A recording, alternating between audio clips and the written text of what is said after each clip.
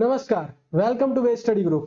US administration ने amend किया है H1B वीजा परमिट नॉर्म्स को। जो पहले लॉटरी सिस्टम बेस पर सिलेक्शन हुआ करता था, अब उसको चेंज कर वेजेस के बेस पे किया जाएगा। H1B वीजा सिस्टम क्या है?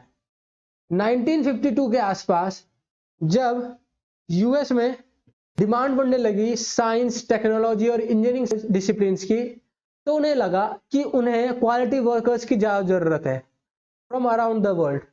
उन्होंने रिलीज किया work visa system which are सब divided into H1B, H2B, L1, O1, E1 visas, जो डिवाइड किए गए थे उनके क्वालिफिकेशन और वर्क कल्चर के बेसिस पे।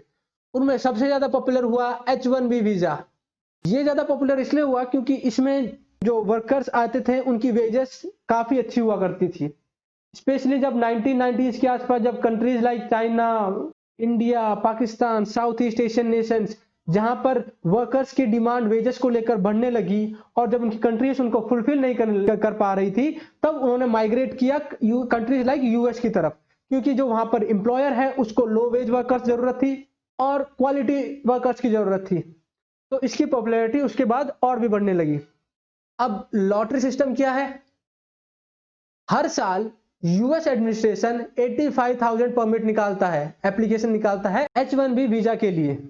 उसमें से 65,000 जो स्पेशलिटी ऑक्यूपेशन हैं लाइक इंजीनियर्स, डॉक्टर्स, साइंटिस्ट, उनके लिए रिजर्व कर दिया गया, और जो 20,000 था बाकी का, वो रिजर्व था जो स्टूडेंट्स अमेरिका में ही मास्टर्स की डिग्री या फिर हायर एजुकेशन ले रहे हैं उनके लिए। अब ऐसा तो है नहीं कि 65,000 एप्लीकेशन हैं, परमिट्स हैं, तो उतनी ही एप्लीकेशन जाएंगी। एप्लीकेशन 65,000 से काफी ज्यादा जाने लगी। अब एडमिनिस्ट्रेशन द्वारा इसको सॉल्व करने के लिए लाया गया लॉटरी सिस्टम, जिसमें जो सिलेक्शन हुआ करता था जो सिलेक्शन होगा वो रैंडम सिलेक्शन होगा, लॉटरी के बेसिस पे। जिसका लॉटरी आया, जिसकी एप्लीकेशन उठाई गई, उसका सिलेक्शन हो गया।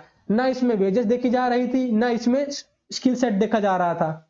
और इसकी यही सबसे बड़ी प्रॉब्लम बन गई कि इसके अंदर जिसके पास सबसे अच्छी वेजेस हो, जिसके पास अच्छी स्किल्स हो, उसका सिलेक्शन काफी बार नहीं हो पाता था, और जिसकी वेज कम हो और स्किल भी ना हो, उसका selection most of the time हो भी जा रहा था। तो इसकी प्रॉब्लम ये सबसे ज्यादा बनती गई। तो अब इसको चेंज करने के लिए यूएस एडमिनिस्ट्रेशन लेकर आया है new ways based H1B visa design. मतलब इसमें अब आपकी वेजेस को देखा जाएगा, जिसकी पेमेंट ज्यादा होगी, जो एम्प्लॉयर यूएस में बैठकर दूसरे किसी कंट्री से एम्प्लॉयज को लेगा, वर्कर्स को लेगा, उसको पेमेंट अच्छी देगा, उसके चांसेस ज्यादा हो जाएंगे। इसमें ज्यादा प्रेफरेंस उनको दी जाएगी जिनकी वेजेस वहां की एम्प्लॉयमेंट की रेंज से ज्यादा हो। मतलब कि जो वहां के एम्प्लॉयज की रेंज है, जितनी सैलरी उनको मिल रही है उस एम्प्लॉयमेंट के लिए, अगर आपकी सैलरी उससे ज्यादा है तो आपकी चांसेस बहुत ज्यादा बढ़ जाएंगे। अब H1B वीजा काम कैसे करता है? इसके अंदर यूएस में जो एम्प्लॉयर बैठा हुआ है, जिसको आपकी जरूरत है, वो आपके लिए एप्लीकेशन फिल करेगा।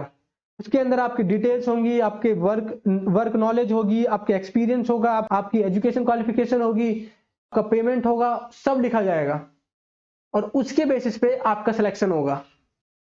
H1B वीजा मिलने के फायदे क्या क्या हैं? बहुत सारे।